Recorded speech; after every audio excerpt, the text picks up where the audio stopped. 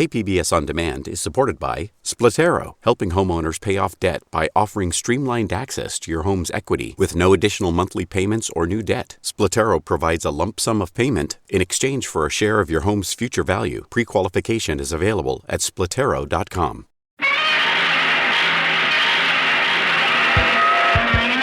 Welcome back to another edition of the KPBS Cinema Junkie podcast. I'm Beth Accomando.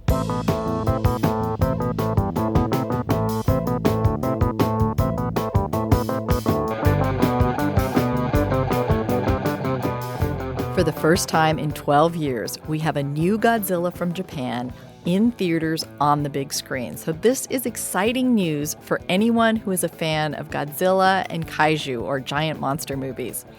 So for this podcast, I want to talk all about Godzilla. Godzilla, king of the monsters.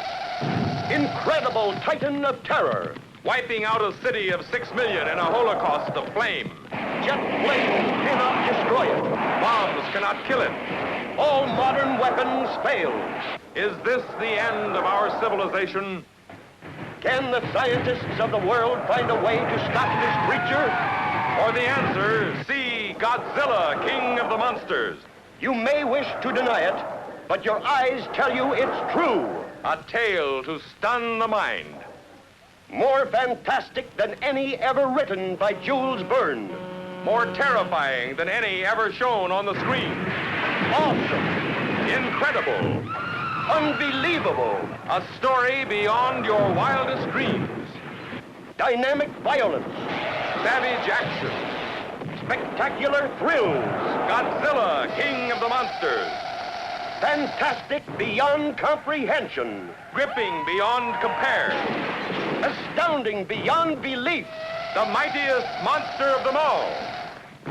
See Godzilla, king of the monsters. But if you're not familiar with Godzilla, don't worry. We're going to have a little bit of a Godzilla 101 for you. And I have a professor here to talk about that. And this is Professor Ramie Tateishi, who is an assistant professor at National University.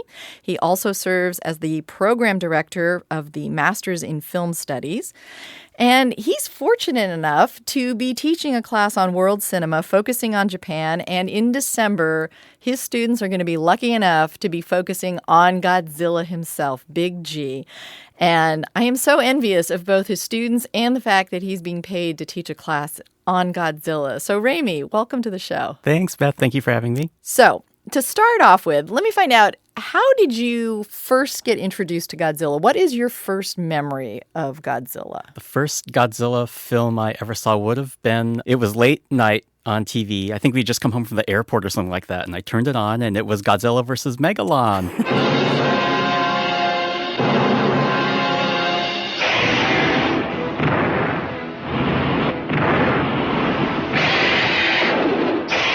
Which was fantastic as a kid. The older you get, the more you realize it's not a really great film. But as a kid, it was just fantastic. You saw all these, I was a big fan already of Ultraman and Ultra 7 and these kinds of shows. I grew up in Hawaii, where we had all of these shows playing all the time, all of these superhero shows and monster shows, fantasy shows, science fiction shows from Japan. And so I was already accustomed to seeing Ultraman and all the monsters like that. But to see this movie, Godzilla, and it had, multiple monsters in it. It was kind of, that movie, Godzilla versus Megalon, was sort of like a tag team version where you had Godzilla and his robot partner versus these other two monsters.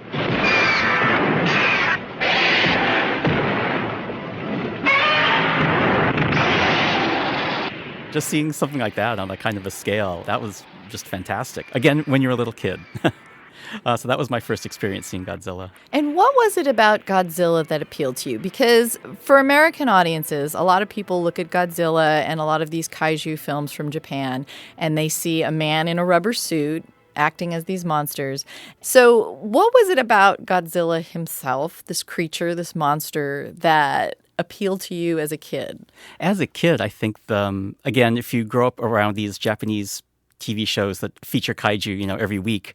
Typically, they're the villains. But now seeing a kaiju as a hero, well, that's a big difference. It's like a complete 180-degree shift. And it wasn't just that. It was that in those 70s movies, like I just mentioned Godzilla versus Megalon. The first one I saw was one of the 1970s films. He had turned into, Godzilla had become more of this sort of cuddly, heroic, friendly creature.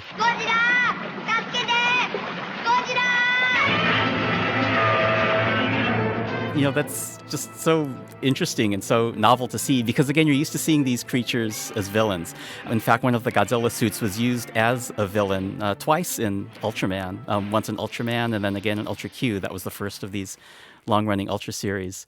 So I think that was a big part of the appeal, was just seeing that reversal, to see a kaiju or a giant monster as being the hero. And that was really neat. And, eventually you learn that that was sort of unique to the 60s and 70s. If you go earlier, Godzilla was more, Godzilla sort of changed his heroic or his villainous status, depending on what decade you were in. But starting with the 70s and the heroic Godzilla, that's, I think, was the novelty of seeing Godzilla. Not just seeing a kaiju as a hero, but the fact that he was brought to life with such, quirky personality by the suit actor. That was Haruo Nakajima in the 70s, who also played, Ultraman monsters. But again, had to play these monsters as villains. But playing Godzilla as the hero during that time period, he had this quirky little, his happy dance when he would defeat the monsters and things like that. So he had that, that personality that came through that you don't get necessarily if it's a cartoon, like an animated monster. Well, I think that was the big appeal for me when I saw Godzilla, was he had so much personality. And I felt like you got the sense that there was this actor inside the suit giving him this personality and in endowing him with the kind of personality that you would expect from a human character. And that was just so appealing to me. It's interesting, too, how the movie monsters, because they had, the suits were constructed, I guess, differently, you could say, than the kaiju for TV. The kaiju for TV, the latex was not as robust, and the adhesive they used was not as strong. And so you got these very flexible sorts of monsters who could move more human-like on TV. In the movies, they had, I assume they had bigger budgets, and so they could spend more. And so you had these heavier monster suits with stronger adhesive that didn't allow you as much flexibility. And that sort of contributed to the monster being, heavier and moving more like a giant creature would, as opposed to looking maybe more human-like, I guess. And so I think that helped in the movies as well with the portrayal of the monster. Now, you're talking about coming to Godzilla as a kid and seeing him in his incarnation that he was in the 70s. But for anyone who doesn't know, and even if you do know, let's go back to when Godzilla was born, which is 1954, and give us a little sense of where did he spring out from? Because although we think of him as this pop culture icon, there's kind of a political context that he rose up from. Yeah, Godzilla arose from, it was one particular incident involving a boat, and the crew got, sick from the radiation from the bomb testing that was going on at the time. And so that led to this creation of a movie that dealt with that issue, but it got transformed into something much bigger and much different. And it took on this political, social, allegorical aspect when you introduce this creature. So you think, how can you express these fears and concerns about the H-bomb testing and the A-bomb testing? How do you represent that? And so it became this giant monster, something that's indescribable and monstrous, of course, as a way of talking about these issues around the time. And for Japan in particular, it's the only country that's had 2 atomic bombs dropped on it. So they have very firsthand experiences with the horrors that entails.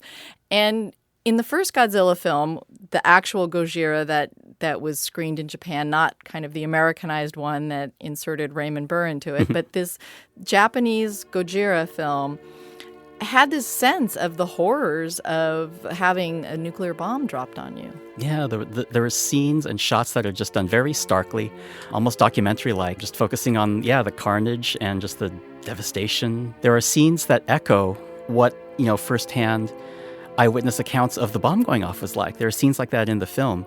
Most notably, there's the scene where Godzilla fires his breath on the street, and you just see this big wind sweeping down the street, and then this big burst of light. And that's what firsthand accounts of the bomb going off is like. You saw a big wind sweeping everything away, and then a big flash of light. Scenes like that had that allegorical dimension, definitely. And then when this film was initially imported into the U.S., it had a very different tone. Explain what happened. Yeah, Terry Morse gets credited with this Americanized version of Godzilla, in which they inserted these scenes with Raymond Burr, I guess for audience identification purposes. So the story is told through him as a reporter in Japan. And just that alone, just that framing device of Raymond Burr gives the film just a really different feel. So you're seeing everything filtered through this American eyewitness to everything that's going on, as opposed to just seeing the events unfolding amongst the three main characters like you would in the Japanese version. There is a new Godzilla movie out, but before we talk about that, which is what we're going to spend the bulk of this podcast talking about, I want to play a little round of Stump the Professor. It's not very often you can get a professor into a public radio station who teaches about Godzilla. And I just want to see how much he really knows. And actually, I'm pretty sure Ramie can get all of these because he's pretty much one of the biggest Godzilla geeks I know. But I have this CD that has sound effects from the Godzilla movies. And in particular, it has the sounds of all the different monsters and the different monsters from different times in their careers. So I want to play a cut of sounds from some of these monsters, and you out there listening can do your best to see if you can identify which monster these are from. But I'm going to play these and see how fast Ramie can tell us who these creatures are. So first off, let's play this one.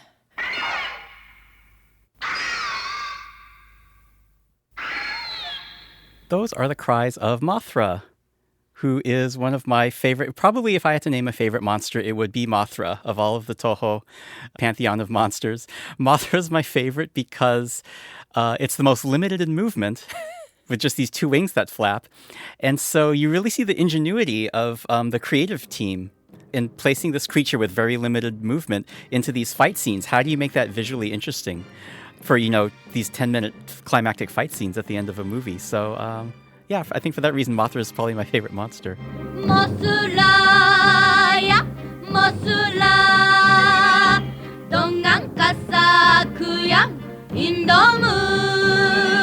All right, so Ramie's 1 for 1.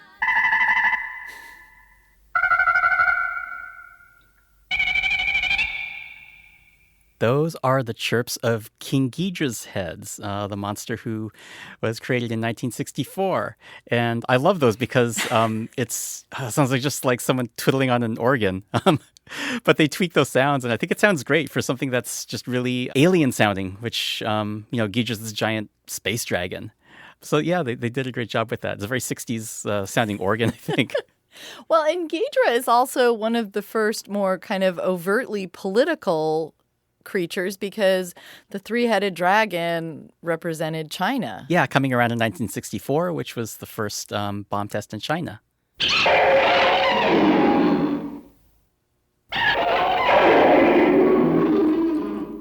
That was the roar of Rodan, another one of these monsters who started off in his own movie and then eventually became the sidekick monster in a number of group monster movies. That's a great movie. I think the last half hour, the conclusion, is just some really fantastic work. Damn, Ramie, that's 3 for 3. It seems like it's very difficult to stump you. Let's try one last one.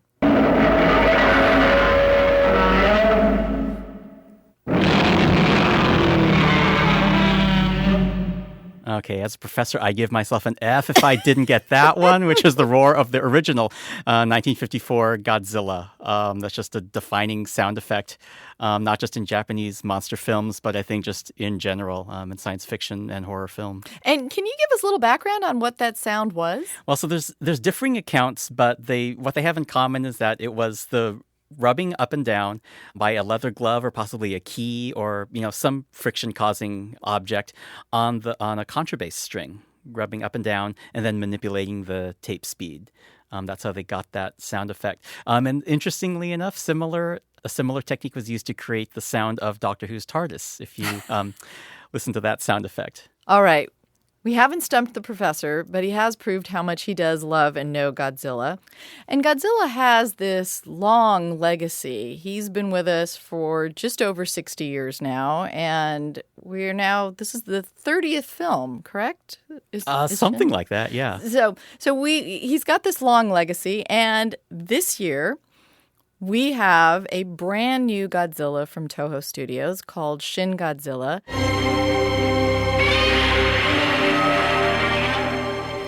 Exciting news for people. So we just came out of the theater from seeing it. We just saw it. What is your initial response to this new Japanese Godzilla? I like this film. I would say it was more of a. This is how I would characterize it. I would say it's more of Hideaki Anno. Hideaki Anno is the director. I'd say this is actually more of a Hideaki Anno film about Godzilla rather than a Godzilla film. And in that sense, I really liked it. This director is sort of known for, he's a very kind of iconoclastic director. And what he's really into sort of, I guess, being contrary or sort of defying expectations genre-wise. He's probably most well known in the West for an animated series called Evangelion. Roger. Pod O2 prime shifting into final mission orbit. All hands, battle stations condition 2. Similar to what I just said about his Godzilla film, if you look at Evangelion, I think one way of characterizing that series is it's not really a super robot series, but it's a Hideaki Anno animated series about super robots. So what he did is he took that idea of the super robot genre, which goes back in Japan to, I would say, the early 70s. Go Nagai created these super robots, these famous Majinga and Getarobo and Grandizer. And that became like the super popular genre. And so Anno in Evangelion sort of deconstructed that genre. He sort of turned it on its head. And that's sort of what he did with this Godzilla film. Although in some ways it's still kind of a traditional Godzilla film. So it's kind of both. But that's what I would say about it. I liked it as a Hideaki Anno film about Godzilla. Well, it seems like a film that does have a lot of contradictions in it because on the one hand, it seems like a film very much tailored to a Japanese audience. There are things in it that are very much part of Japanese culture that people in Japan would appreciate more than American audiences. Yet it also seems to be the film that in some ways acknowledges Godzilla's place in the world global marketplace by having a number of scenes in English.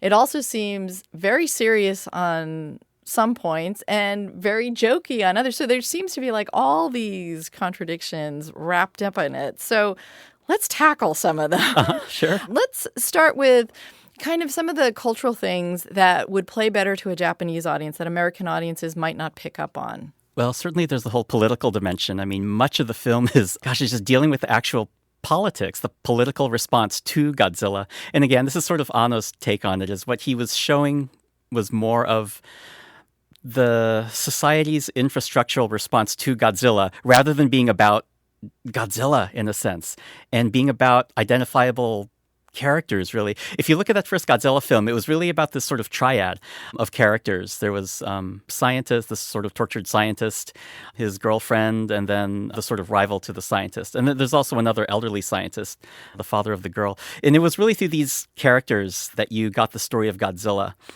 Now, in this new Godzilla film, it's really more about sort of society's response to Godzilla and how to deal with this creature, again, on sort of this infrastructural political level.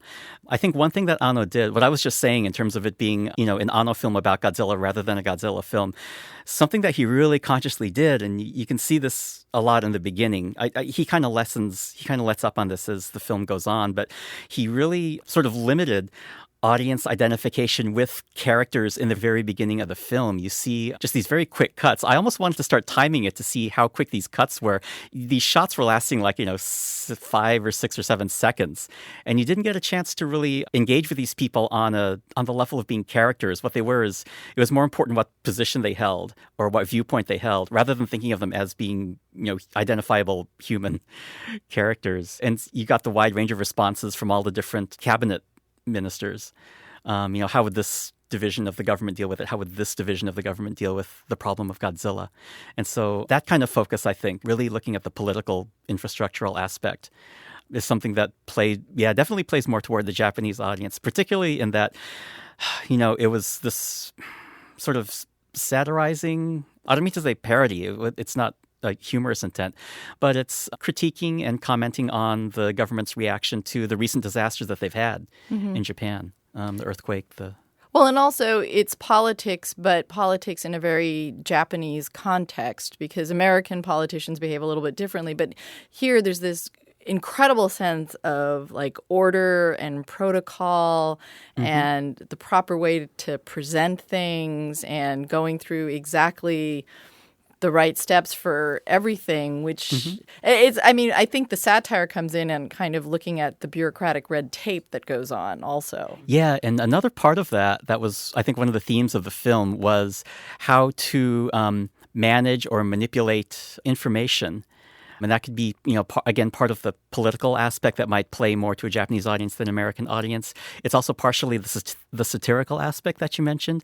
But there's a lot of things about how do we know what we know and who controls what we know. How is knowledge managed and how is information managed? よって羽田空港は全便が欠航。品川消防署管内、南品川付近にて新たな火災発生。都内各路線は京急を除いて運転を再開。各国首脳から哀悼の意と支援の表明。援助物資やスタッフの受け入れを東京都の防災東京証券取引所は通常通り取引を行い。 Just all kinds of scenes in the opening of the film really lent themselves to that. Like I remember there's one part of the cabinet meeting where, and it's one of these shots that doesn't allow you to really identify with these characters as people. It's this panning shot and you just see, you're going from right to left and you just see all these people, this mass sea of people. And they're talking about their response to Godzilla. And at one point the screen just cuts to black and says information redacted. And then we cut back to the cabinet meeting.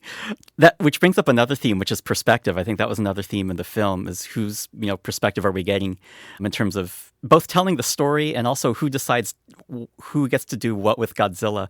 There's a whole international sort of tussle over who owns Godzilla and who has the right to carry out what kind of action to resolve this Godzilla problem. Russia, UN China. even gets brought in. Yeah, the UN gets involved. Yeah. There is a movement centered on China and Russia to take Godzilla from under the control of the Japanese government and put it under the control of international organizations. Many countries are aligned with the opinion too.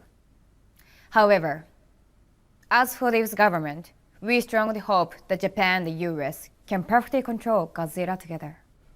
Okay. Another shot I remember that dealt with this whole idea of information is there's the first shot that we get is the tail flailing in the ocean.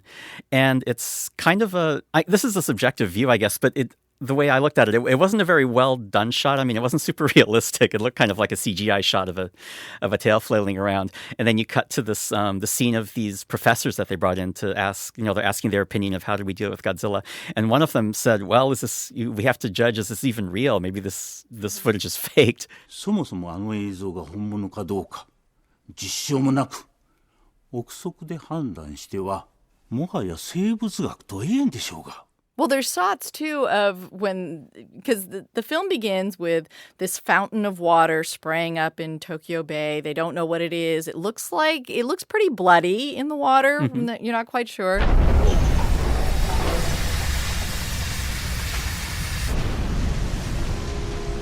You don't see anything of a creature at first. And in those initial stages, you have all these people with their cell phones standing, probably taking photos, posting on Instagram, whatever. So you get that whole sense of the world is kind of getting information from all these cell phone users. Yeah. And the news is just like reposting some of this information. And then you get this professor or scientist talking about, well, we don't even know if that's real. Yeah. So, I mean, all that stuff.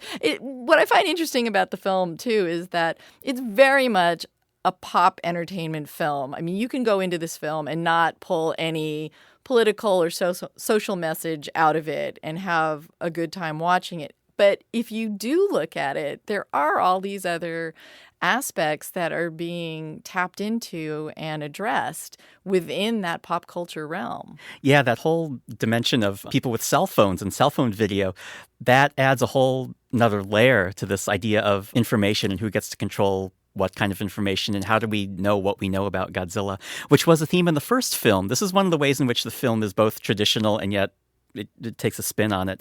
In the original Godzilla, there was a whole sort of subplot about the public versus the government and, the government withholding information from the public. And then there's this big citizens forum and they demand to know what's going on. And if you take that same idea, but you put it into the 21st century, well, you've got to play it really differently because now everyone's got cell phones and this idea of having, proof or footage or whatever, that idea is just completely different. So you've got to deal with it differently. And this film did that by having these scenes with the cell phone video. And it's instantly just transmitted worldwide. So instantly the whole world knows about Godzilla. And no matter how much the government wants to keep anything a secret, they have no control over this public that's sharing on social media. Yeah. And there was a shot of texts or cell phone transmissions, and the screen is just filled with all the Japanese characters of everyone texting about what's going on. There's a scene where this team that's charged with taking care of the Godzilla problem, they're looking at online forums and looking at what, all these people are saying about it. So that whole idea of information is just, you have to think about it completely differently now in the 21st century as opposed to in 1954. And I think Anno did a good job handling that. Well, just the title alone, the American translation for the title has been called Godzilla Resurgence. But the Japanese title is Shin Godzilla. And we were talking about what that word Shin means. And explain what that is, if you translate it more literally. Yeah, Shin. Well, it's interesting because, Japanese has a couple of different writing systems. If you use the pictograph writing system, that's kanji, and that's the system that was imported from China. Shin can be read two ways. It can mean either true or it can mean new. And either of those are applicable to this new film. So if you call it Shin Godzilla, it could be true Godzilla or new Godzilla. But they didn't use that pictographic character in the title of the film. They used katakana, which is the system that you use for writing foreign words. And so they spelled out Shin with these katakana characters, which on one hand is, it sort of fits along with how you write Gojira, that name. So it looked, all the same. All the characters in the title are in that same katakana, as opposed to having Shin in kanji and then Gojira in katakana. But it's interesting that they did that. Well, in this film, this is kind of a rebooting of Godzilla. We've had 12 years without him from Japan. We've had an American film in between. And so to me, it feels like, okay, we've left this series for a little while. Toho's now coming back to it. They're looking to the future of possibly relaunching the franchise with a new series of films. And this, both a new Godzilla and a Godzilla that references his past. So we've got the sense of relaunching the franchise. So there's an interesting scene in this film because it's taking the perspective of these people have not seen this creature before. Godzilla hasn't existed in the past. So there is a scene regarding the naming of this creature, which was kind of interesting because the name comes up in a scene where a lot of the dialogue was in English because there's a Japanese-American envoy from the United States. I trust you. 印刷は特殊インク、カピーは不可能よ。写真は撮れます。対策チームには共有させます。Godzilla? That's right. It's a DOE's code name. Godzilla. 彼が英語で名付けていた。ゴジラ。How did you read this scene? That was just fascinating. That was such an interesting scene. I really want to look at that scene again. So apparently in this version, the name Godzilla comes from the Japanese scientist who sort of did the first work on Godzilla and came up with the name. They discuss that maybe the etymology of it comes from God. So this creature is, godlike. Later in the film, they talk about him possibly being immortal.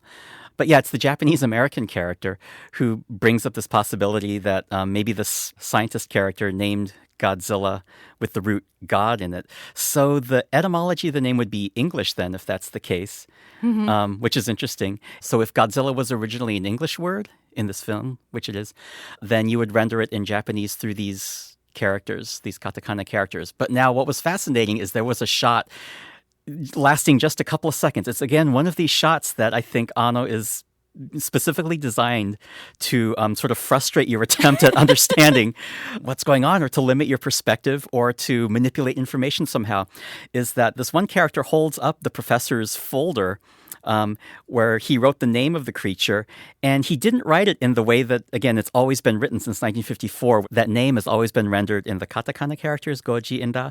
But in this one shot that lasts for just a couple of seconds, you see that the professor wrote the name Gojira in these kanji characters, where each character represents an idea or concept. So I really want to see which kanji characters the professor picked as being the ones to represent the sounds goji and da, because each one of those now, as opposed to just being a syllable, the intent of which is to replicate the sounds, the American sounds of God, ze, and la. Now each one of those characters has a meaning associated to it. So I want to know what those three meanings are. The name Godzilla has never been rendered that way. So I really want to see what that is. Can't wait for this thing to come out on DVD so I can pause it and take a look. Well, the other thing about these cabinet meetings that are so prominent in the film is in the initial part of them, they are so orderly and symmetrical, and everybody is kind of in these same blue suits. And that is such a stark contrast to what happens when Godzilla finally hits, and there's this absolute chaos. So you get, again, talking about these contradictions. There's another theme running through the whole film of idealism versus reality, and that's certainly in the first part of the film. The first example of it is these very idealized, orderly cabinet meetings, like you're saying, where, oh, let's discuss X, Y, and Z, and we'll discuss it to the nth degree. But on the outside, you've got just total chaos breaking out. And this theme takes a different form as we get into the later half of the film, where you see the ideals of the people, you know, this team who we come to sort of associate with as being sort of the good version of the government. These are the ones who are going to get things done. The special task force that's been put together to deal with the Godzilla problem. You see their ideals versus the reality of how do we actually implement these things, and what are the obstacles to us resolving the Godzilla problem. Well, in this team you talk about, they're identified specifically as like the lone wolves, the nerds, the rebels, the outcasts, which in Japan, that's an even that kind of puts you even further outside of the accepted circle, because those values aren't quite looked upon the same way. You know, in America, we kind of look at the lone wolf, the iconoclasts, as we elevate them in our pop culture, not so much in our day-to-day life, but in pop culture. But in Japan, you can imagine those people being a bit ostracized from the mainstream a bit. Definitely, and you can see that again as sort of whatever perspective you want to take. If you want to look at it as, you know, the satirical aspect or the political aspect, that the actual politicians that we saw in the first half of the film couldn't get things done. Yeah. So, okay, now it's these people's turn, and let's see what they can do. Is this sort of idealized version of what government should be? Going back to that idea about information and communication, what we see when we get that second team in the second half of the film, the lone wolves and the outcasts and the rejects, is information becomes much more open and shared, you know, not just amongst themselves, but you start to see greater cooperation between these people and the other aspects, the other components of society that they need to get this plant to work. Like they need to, you know, manufacture this chemical, they need to get the vehicles in order to shoot the chemical. So anyway, everything starts working because they're sharing this information.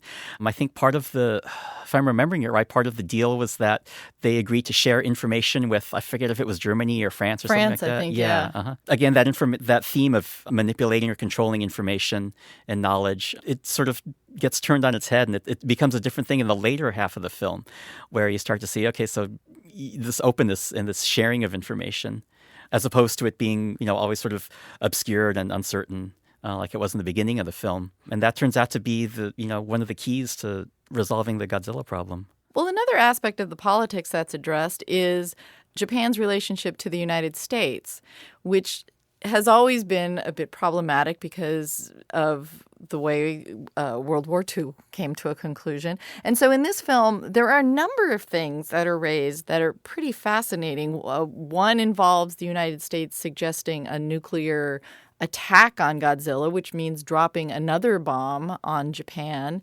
And also, you know, this sense of how Japan deals with this notion of going to war or to militarize. I mean, there's a lot of aspects of it that address our relationship between the U.S. and Japan, what were some of the points that kind of stood out the most to you about that? The political dimension was really interesting because it starts off definitely with this U.S.-Japan relationship, and they talk about should our actions be these unilateral or bilateral actions? But eventually it becomes this geopolitical thing where they start drawing all these other countries into it. I remember Russia, France, Germany, China, they all, start taking a role in the scenario.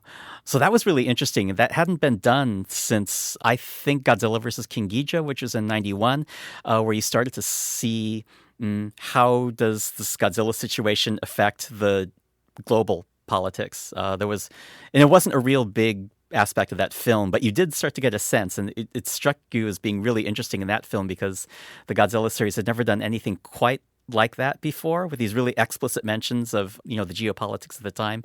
This film, it just, pushes that to such a degree where, again, it's really that's kind of what the focus of the film is. It's more of the infrastructural and political response to Godzilla rather than being about Godzilla. Anyway, that's one way of looking at the film.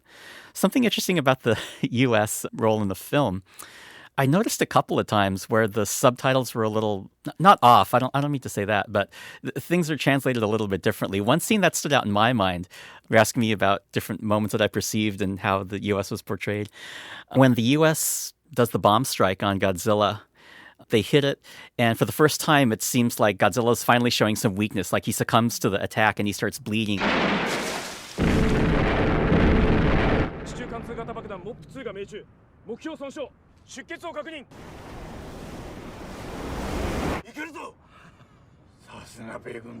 The Japanese who are looking at it say, yeah, we can confirm that the bomb strike has made Godzilla bleed.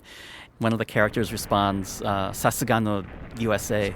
That was subtitled as way to go, U.S., so it seems like it's this very positive reaction. What that line actually means is a more accurate translation would be, that's what we expect of the U.S., or that's to be expected of the U.S. And so it's not as straightforwardly, this positive affirmation of what the U.S. did. So there were moments like that struck me. I can't remember any offhand, but there were times like that, I think, in the subtitling. Well, there were also interesting points where at certain points the Japanese government or members of the cabinet are saying, oh, can't we just call the U.S. and have them come take care of this?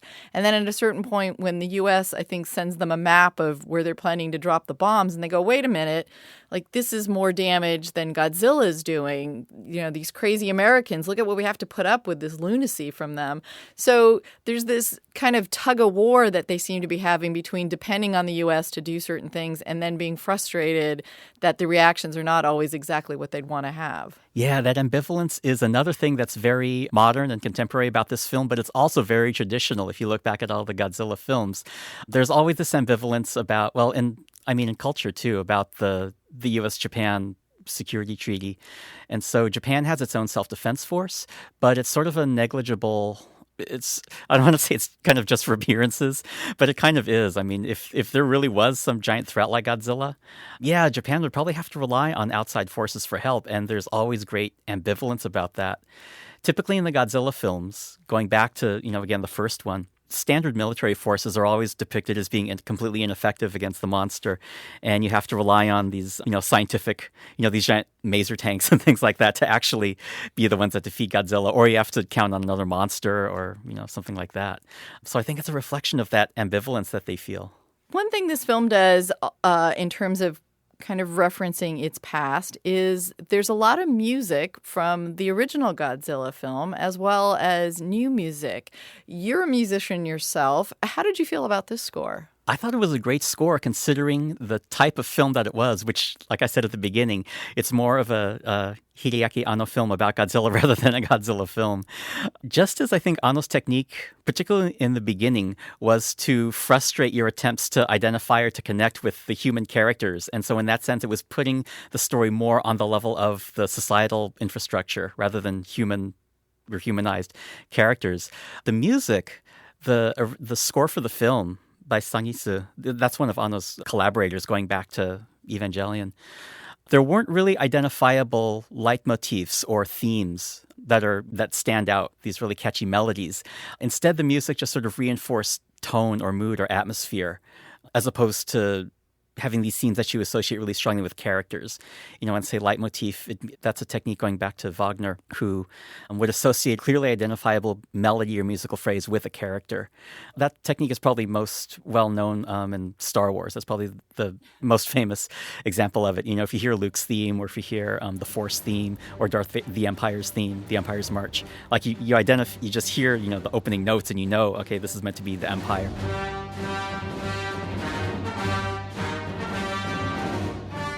And so that approach was not taken in this Godzilla film. Like I said, instead, the music was used to emphasize overall tone or mood rather than character.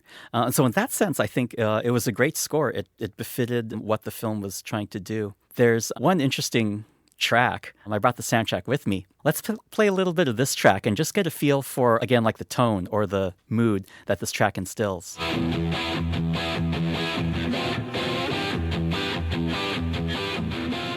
All right, so when you listen to that theme, okay, very energetic with the rock beat and the pounding timpani, you think, okay, that's got to be the underscore of some kind of awesome action scene, right? Some super kick-ass action scene.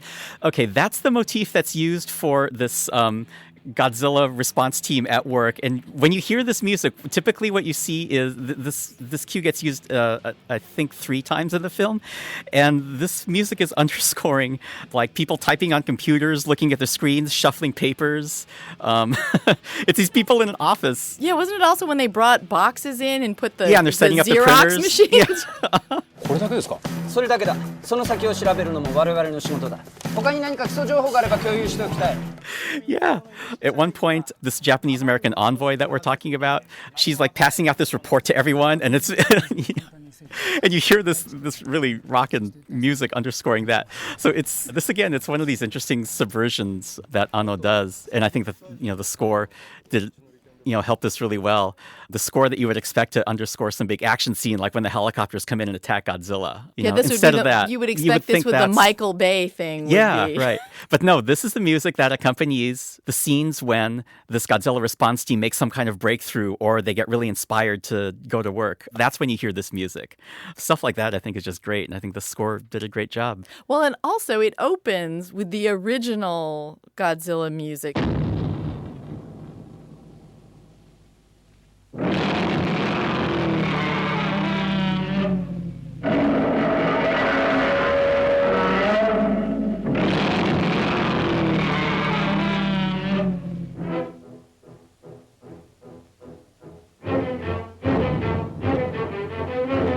So for fans of Godzilla, that opening, seeing the Toho logo and then hearing that music was like a little bit of goosebumps. Yeah, I love the use of the Ifukube music all throughout the film.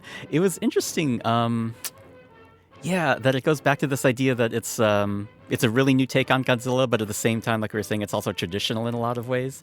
And so you get it in things like the original score by Sagisu, like we just heard the excerpt from. You get something like that, which is very, modern. But then on the other hand, it seems like about half the score was also these Ifukube tracks from the previous films, from a lot of different films. I noted in the ending credits, they credit both composers. With the music, they credit both Shiro Sagisu and Akira Ifukube. And they listed the films that they took the Ifukube music from, and they listed like 6 or 7 films, Godzilla films that they took the music from. And it sounded like it was actually the scores from those movies as opposed to a new version of those scores. It was the actual scores in mono, in glorious mono. So, it was really tying into those memories of the past with not just a recreation of those original scores, but the actual soundtracks themselves. All right, I want to go into some territory that might have a few spoilers. So if people haven't seen the film and are very concerned about not knowing anything that wasn't in the trailers or that hasn't been pretty openly talked about, then maybe turn this off and come back to it later. But I want to talk about Godzilla himself. And I want to talk about the design of Godzilla and kind of where he's going. So, first of all, the first time we see Godzilla, he is very far off from what we have known him in the past. He is this kind of googly-eyed, limbless, slug-like aquatic creature that slithers. He's adorable in the He beginning. is kind That of first cute. form Those is really eyes cute. were like these big googly eyes. But he also has this kind of, I mean, there's like blood gushing out from his gills, which makes you think like, I wonder if that he's in a lot of pain as well. But it's an interesting introduction because he's not terrifying in a visual sense of how he looks. He's terrifying in the sense of how much damage he's creating.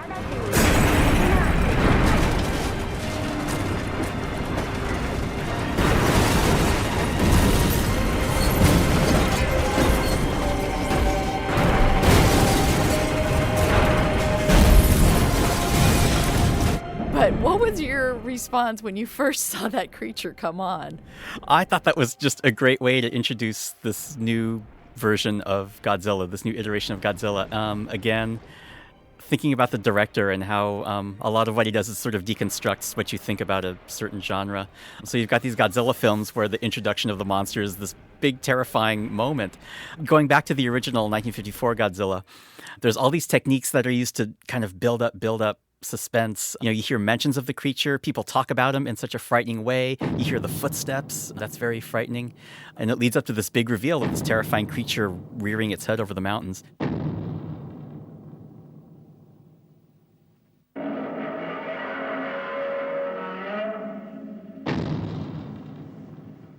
Now, in this film, so you sort of get that. You realize that there's all this mass destruction happening, but then when you see this creature, the incongruity of the design of this creature, bit goofy. Yeah. The blood, and even the design itself is sort of half terrifying, half cutesy.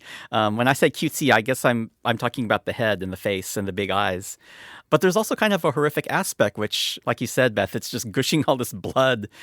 I mean, that aspect of it is disturbing. But then that sort of is juxtaposed with the really cutesy face, the front half. And so again, I think Anno did a great job of sort of overturning that expectations of your introduction, your first look at the kaiju of this monster film. And what this Godzilla film presents is this notion that Godzilla is a constantly evolving, or at least at this point in his lifespan, he's evolving. And he's evolving instead of, as they point out, not over generations of species and generations of time, but in this rapid fashion. He goes from this kind of slug-like creature to sprouting limbs and developing into what we have more commonly come to expect him to look like.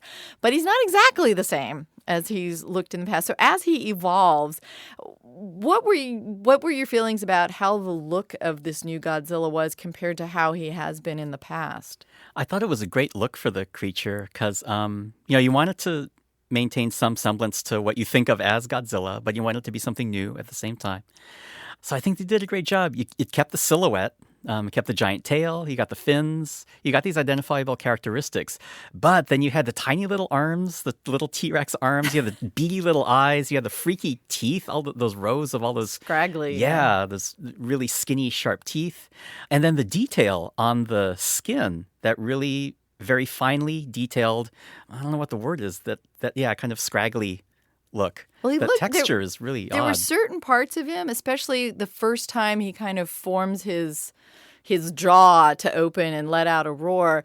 It had that look of kind of like from Hellraiser when you have the skinned body where you see kind of the raw muscle underneath. So you feel on a certain level like he's not fully formed and you're seeing kind of the raw muscle underneath where what should have been skin, and you feel on a certain level you feel like, oh, it must be kind of vulnerable, like that he's got that exposed. But you feel like that you do get this real sense of this is something in the midst of evolving and constantly changing. Yeah, it's this very primal, very visceral look. A lot of the blood is like this really consistent image that you associate with this Godzilla. So you associate that with kind of like the growing pains of him evolving. I think that design also did a great job of taking advantage of the fact that we have HD cameras now, and so you can see this really finely sculpted or realized detail in the creature that maybe you couldn't have before. Maybe you couldn't have designed a Godzilla quite like this or depicted it in exactly the same way 20 years ago because of our ability now to see this level of detail in the creature. The evolution of this monster, I think, I thought it was great that it went through all these different stages because it goes along with the theme, I think, of evolution in the film. It's this interesting question, what's the difference between mutation and evolution? You think of evolution as being this transformation in response to some kind of external stimuli.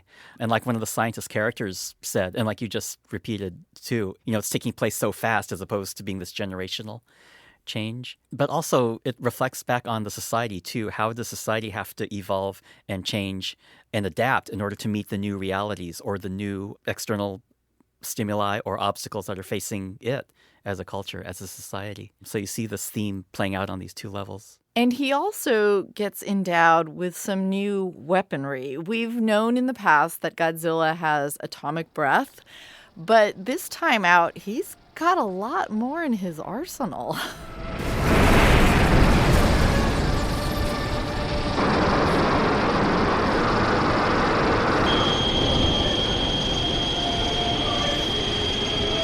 Those scenes were just fantastic, and we're in spoiler mode now, so we can talk about it openly. We can talk about it openly. We've warned people. Yeah, that Godzilla can just fire lasers so unpredictably from all these parts of his body, from the mouth, from his fins, from his tail. Yeah, it was just fantastic and frightening. I mean, it did a great job of making him seem even more frightening than before. I mean, certainly just the scenes with the breath were, I think, fantastic. Really taking advantage of the fact that nowadays we have these really widescreen ratios. And so you can get this panning shot of Godzilla firing his breath, and you see this horizontal just swath of destruction, this beam cutting through the city and all these skyscrapers falling. Yeah.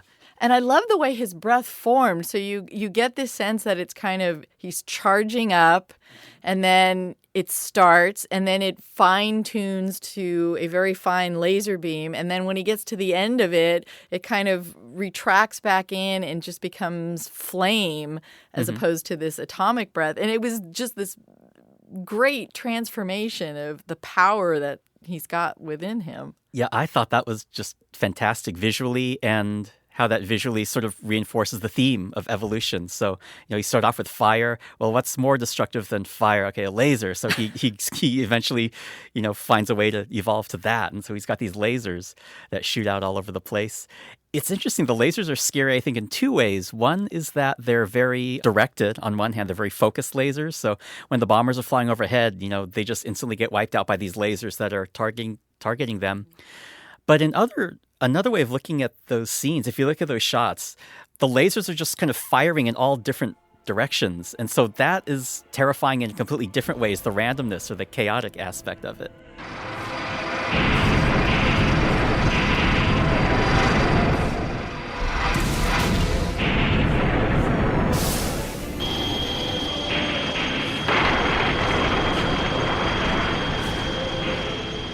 So again, you sort of get both. You get hit with it in both ways. I think the very focused, when he fires with his mouth or with his tail, he's aiming that. But when you see these sort of long shots of him firing the lasers out of the back, you just see all these lasers kind of flying all over the place. And that is very scary too. Again, just the random, chaotic aspect of that. And I believe it was the first time he uses his atomic breath and blows it out. That had a lot of resonance to the first film in terms of that feeling of a nuclear blast. I mean, it just fans out with this power and just kind of leveling things. And it felt very much. And there's a lot of talk about how much radiation is coming out of Godzilla. Yeah, that definitely is one of the ways that they carried on part of the tradition of Godzilla, is to always talk about him in terms of being some kind of, metaphor or symbol for. I remember in Godzilla vs. Destroyer, that was in the 90s, he was analogous to a nuclear reactor breaking down because that was sort of the zeitgeist at the time. That was kind of the fear. And you get that here again, too, with radiation. Yeah, they do mention radiation a lot. He's leaking all over the place. They talk about one of the incredible biological aspects of Godzilla is that he sort of creates his own nuclear fission. So that was a big part of it. And so, yeah, you see that represented visually, like you were just saying, in the way that the breath is depicted. I thought that was great. And these scenes go towards this image of Godzilla as being godlike or immortal. This is going back to talking about the name. And the evolution is part of that, that he is, evolving toward, what is he evolving towards, or what is he becoming? I mean, he's becoming sort of better and better at each step. There's characters mentioned sometimes that he's greater than, he's like the most ultimately evolved life form that there is. And what does that mean? Does that mean that he has the greatest capacity to survive or to destroy, or what? It's an interesting question to see, what does that mean? So he keeps changing, but what is the aim or the goal of this transformation? What are all these transformations leading toward? And hopefully, if there's more films in the series, they'll maybe address that thematically and also in the design of the creature.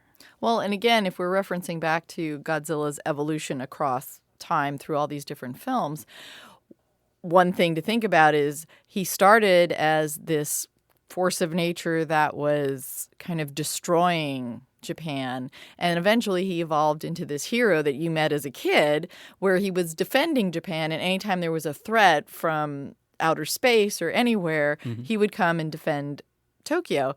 So now we're faced with him at this point in time. He is doing a lot of destruction. And the question is he only going to be a threat to humanity, or is he at some point possibly going to be that defensive creature that helps protect Tokyo and Japan? That's a great question. I wonder what the director would do. If Hideaki Anno, this director, stays with the series, assuming that they're going to make more, that Toho's going to make more of these films, I wonder what he would do. Would he find a way of sort of deconstructing this evolution of Godzilla from being the villain character to being the hero character, and possibly teaming up with other kaiju? Would they introduce, Rodan or Mothra or whoever into these new movies? And what kind of a twist would he put on that? How would he find some way to subvert these relationships between the monsters and the relationships between the monsters and humanity, how humans perceive and deal with the monsters? I wonder if he would try to find some way to deconstruct or put some kind of twist on that. I don't know. Well, it's interesting, too, that when Godzilla develops his lasers that are fanning out from his fins, from his back spines, that occurs at the point where the American bombers are coming in. So you can say, well, that's just the normal course of his evolution. He was developing each of these weapons one at a time as he was continuing to evolve. Or you could say, well, it's when the Americans came in that he suddenly decided he needed a little more firepower, right, because he felt they were more of a threat. I don't know, but it's interesting that he uses them specifically on the American bombers and later on these American drones that are attacking him. So maybe he's there to defend Tokyo after all, in some way, shape, or form. That's a great point. Yeah, the first hint of offensive capability from Godzilla is when he's directly attacked by the American forces, yeah. Previously, the Japanese attacked him just with those Apaches, I think, and they were just shooting. The Vulcan which was cannon and the missiles, and it was nothing. Nothing. It was like little pellets on a elephant or something. I mean, it didn't do anything. Yeah. The film leaves us, again, we're in spoiler territory, so don't listen if you don't want to know something from the very end of the film. But one of the fascinating final images we have is of Godzilla's tail. Again, he's not fully formed yet, but his tail in particular is left at a point where we can look at it and see these things, all right, I'm not exactly sure how to describe it, but you see these things fused to his tail.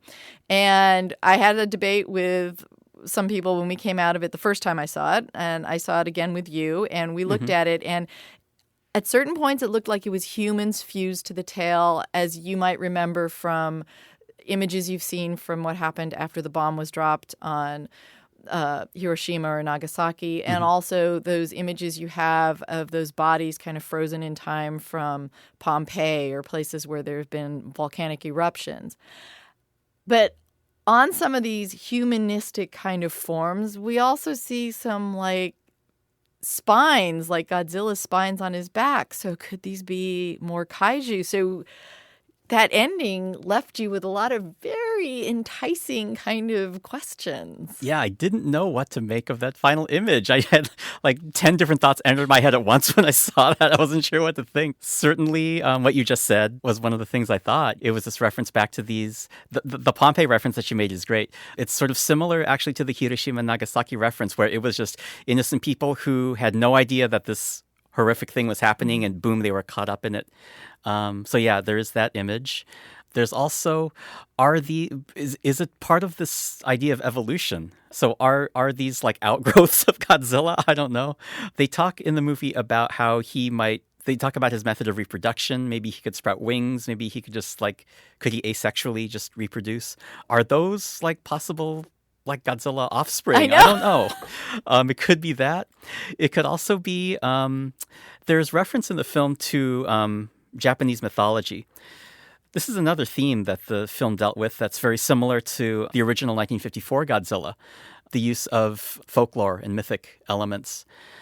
And this current Godzilla film that we're talking about references the story of Oto Island, which comes from the 1954 Godzilla. They were the ones who sort of found Godzilla. So you've got these references to Japanese mythology and folklore, like that ancient Oto Island myth. But also the story referenced Japanese mythology through the story of the ocean god, who was the brother of Amaterasu, the sun goddess. There's a scene where, the Godzilla response team in the last part of the movie comes up with their plan to defeat Godzilla. And they name it after the wine that the sea god used to get the giant dragon drunk so that he could attack it. It was this giant dragon that had swallowed a bunch of people, the eight-headed dragon, Yamata no Orochi. And so Susuano, the sun god, fought it. And they named the Godzilla response team named their project after this myth, one of the elements of this mythic story, where this eight-headed dragon had swallowed a bunch of people. And so that's one thing I thought when I saw those human-like figures popping out of the tail at the end. Was that a reference to this mythological dragon that swallowed people? That's another thing I thought. There's all kinds of ways of looking at that image. There's absolutely no commentary or anything. It's the final thing we're left with, and so it just raises more questions than anything. Yes, it makes me want to see another film, and hopefully soon. Mm-hmm. Let's talk a little bit about how the design was rendered on film, because up until this point, we've always had men in suits playing Godzilla, and this has been from sometimes cheesy to sometimes very high-tech in terms of looking absolutely gorgeous. This film credits a suit actor, but there's also apparently puppetry, CGI, motion capture, a bunch of different things coming together. So part of me with this nostalgia was like, oh, I kind of miss the man in a suit. And part of me is thinking, oh, well, wait a minute. Toho needs to look to the future and try to figure out a way to maybe bring all these things together. How did you feel about the final result of all these different kinds of elements being brought together to bring this particular Godzilla to life? I thought they did a great job with rendering this new creature, and the combination of all of these different types of effects is, on sort of a meta level, you can look at it as being, relating to this theme of evolution that we've been talking about. They have to evolve, I guess, in order to keep making these kinds of movies. If you think about the scale of destruction that they wanted to show, like in some of the scenes that we've been talking about, like that great horizontal pan of the breath destroying, wiping out the skyscrapers, and then these very long shots of, the creature stomping through the city. You see, the screen is just filled with buildings and buildings, and you see the creature just walking and leaving this path of destruction in its wake. I don't know if you could achieve that satisfactorily using traditional methods. So I think they have to start using things like CG, like you were saying, or just a combination of whatever works, whatever it takes to be able to realize the kinds of scenes on the scale and with the scope that they wanted. So I think it came out great. Some of those wide shots where you do see a massive amount of territory and Godzilla walking through it, and even though Godzilla is small in the frame, the vastness of him walking through like entire cities and seeing how big that is, just it gave him a different sense of scale that was really interesting. Yeah, this Godzilla was really the size and the scope of this creature, I think, was really emphasized in a lot of shots where you see him alongside these giant, massive skyscrapers, and he's, on equal or larger territory, on equal or larger footing with these skyscrapers. And so things like the long shots, the panning shot of the breath, things like that, really help to emphasize just how huge this creature is. And he's bigger than he's been in the past, correct? It seemed like it, yeah. And it was interesting going back to that theme of evolution about the size. I think one of the professors was saying that he could retrogress actually in form, which is fascinating. So, what is, again, going back to this question of what does it mean to evolve, or, what is it that you're evolving toward? If he can also go back in form, that's interesting as well, and in doing that, why would he be doing that, or what's motivating that? I guess if he has to go back into hibernation, bottom of Tokyo Bay, he might not need to be quite so big. Uh-huh. Maybe it's for protection reasons or something. Uh-huh. And when we leave him, his skin texture still seems to be in the midst of forming, but I've heard references to the fact that the way he looked at certain points was the way victims of the bomb, how their skin was scarred and burned. Yeah, and that ties in too with the point you made about the figures frozen in the tail at the end. Yeah, that's a good point. So this Japanese Godzilla, is coming shortly after we've had an American Godzilla. Gareth Edwards did a Godzilla film, which was better than the one that we won't mention from the 90s, which everyone would try and pretend never occurred. Mm-hmm. But this one was flawed. The creature had some interesting elements to it. Some of the film worked, some of it didn't. But one of the things that I think constantly comes up between American versions of Godzilla and Japanese ones is this sense, Americans seem to have this sense that, damn it, if we put our minds to it, we have the technology and the willpower and the manpower to beat anything that's out there. And the Japanese seem to have more of the sense that Godzilla could be something indestructible, something that can't be controlled. And at the end of this film, we have this sense from the main character of Godzilla is something that humanity has to learn to coexist with. Do you see that there's still a cultural difference between the way Americans and Japanese look at something like this, at a monster like this? Yeah, I definitely think that those references in the film they get at that sense that they're, no matter how you're able to resolve the Godzilla problem, there is still something to be feared if it's the fact that he might be immortal or that he could evolve into something even greater. At one point, one of these lone wolf outcast characters says, humans are even more terrifying than Godzilla. They're the real threat. Yeah, that sort of sentiment still is always an undercurrent. I think that's the difference between the Japanese and the American approach. In that American film, it was really centered around the heroic actions of this very sort of stereotypically heroic one central figure, as opposed to, again, in this Godzilla that we just watched, the newest one, where, again, it was this team of outcasts and, sort of rejects who aren't sort of stereotypically physically strong and these kinds of characteristics. My favorite of these characters is the one that I just referenced. That was the really sort of plain girl. Yeah. I was trying to think of a way to describe her. Yeah, she was my favorite. Who's kind of socially awkward. She delivers her lines super fast. Yeah. Like she's like speaking is such a horrific thing to her, so she has to just get out her information as quickly as she can. Kind of socially awkward, but she was just my favorite of those characters. I think my favorite moment with her is when she suggests that Godzilla has like nuclear fission in him, and one of the other characters kind of looks at her and goes like, you must be joking. And she looks at him in this way where you think she's saying, joking? Like, this is not in my vocabulary. Yeah.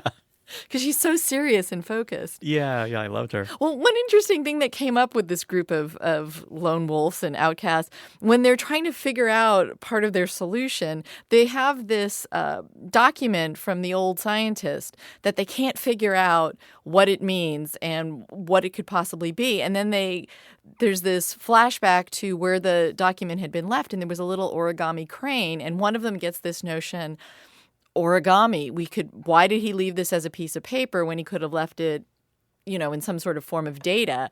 And they realize that if they fold it, they can. But that's another kind of cultural thing of maybe the Japanese are smarter or better than the American counterparts, because it's this traditional, very simple thing of origami that leads them to a major breakthrough.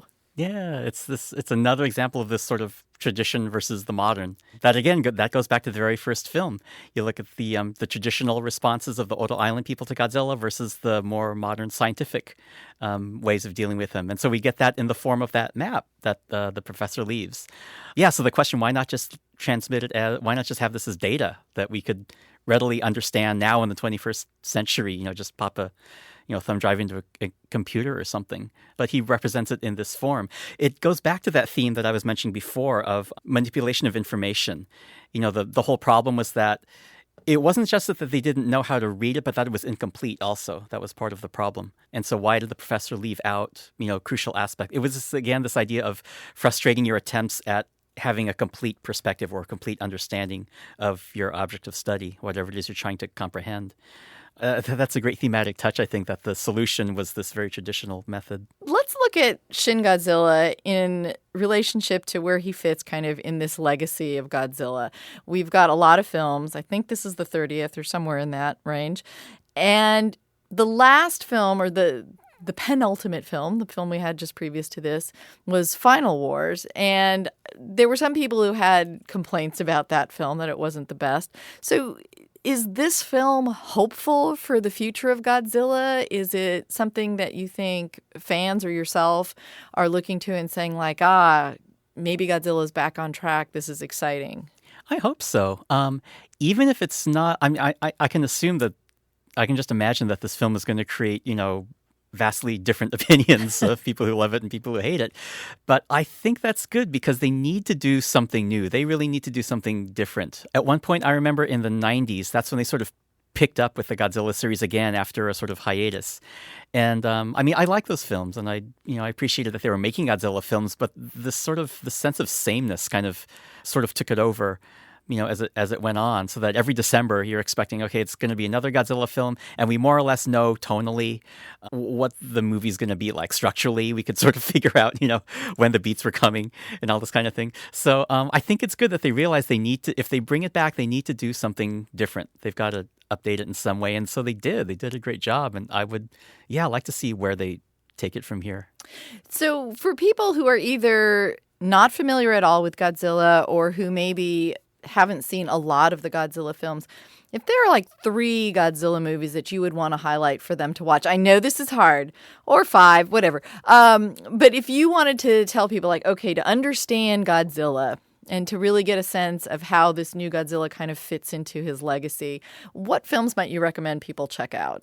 Okay, so for these 3 Godzilla films, or possibly 5, maybe it'll be 5, you've definitely got to start with the first one, the origin story. You can see how this Godzilla film is, again, similar in a lot of ways, but also the ways in which it really radically diverged from that first film. So that's a great place to start. My 2 favorites, and I would also say that I would also recommend these as being 2 of the best ones to see, would be from the 2 1964 films, and that's Mothra vs. Godzilla and The Greatest Battle on Earth, where Godzilla started to team up with these other monsters. Ghidra, the 3-headed monster, battles Godzilla, Mothra, and Rodan for mastery of the world. Men quake before the terror of their unleashed fury.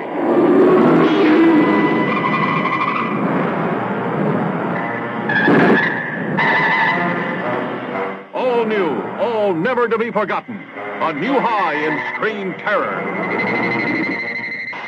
And this is where you started to introduce some of the political dimension to the stories, which you saw a great deal of in this new Godzilla film. And then another one that I'd say to recommend is the 1991 Godzilla vs. King Ghidorah that I mentioned before as being the first one that sort of addressed a bigger geopolitical status quo outside of Japan and considered how Godzilla might fit in with, the rest of the world. Again, it wasn't like a real pronounced theme like it is in this film, but it was the first one that sort of introduced that idea. And it was also a really good one in terms of taking past concepts and sort of refreshing them, which is, again, something that this film does. So, yeah, I'd say the 1954 Godzilla, the original, the 2 1964 films, that's Mothra vs. Godzilla and The Greatest Battle on Earth. And also along with that, I would probably say King Kong vs. Godzilla, which I think is a great one. King Kong versus Godzilla, heading for their colossal collision. shattering every obstacle that stands between them in the most fantastic rampage of annihilation ever recorded on film.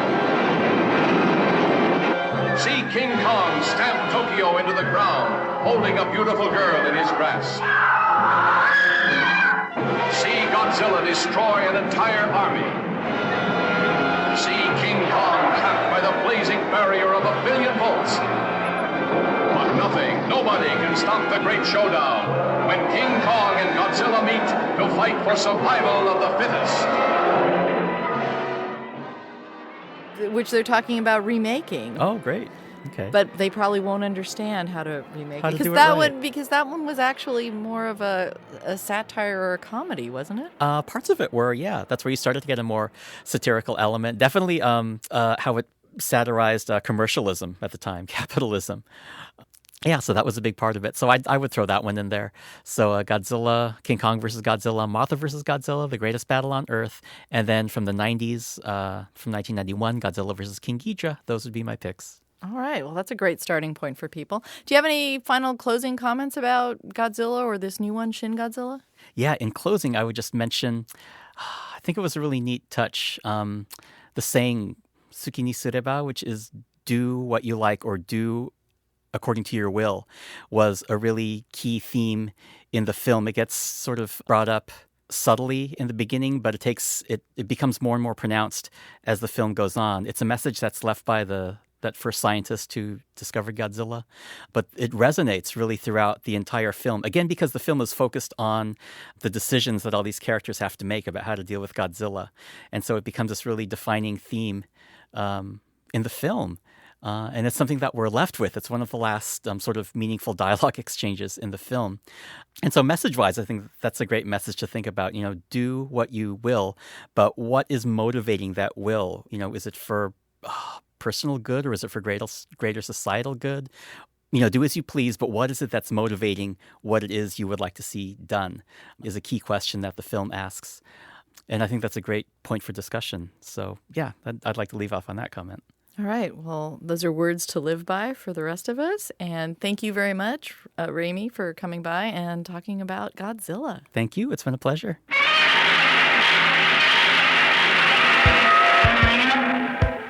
Thanks for listening to another edition of listener-supported KPBS Cinema Junkie podcast. If listening to Cinema Junkie is becoming something of an addiction, please consider supporting the podcast at kpbs.org/feedthejunkie. And if you're looking for a cheaper way to support the show, just leave us a review the next time you're downloading an episode on iTunes. So, till our next Film Fix, I'm Beth Accomando, your resident Cinema Junkie.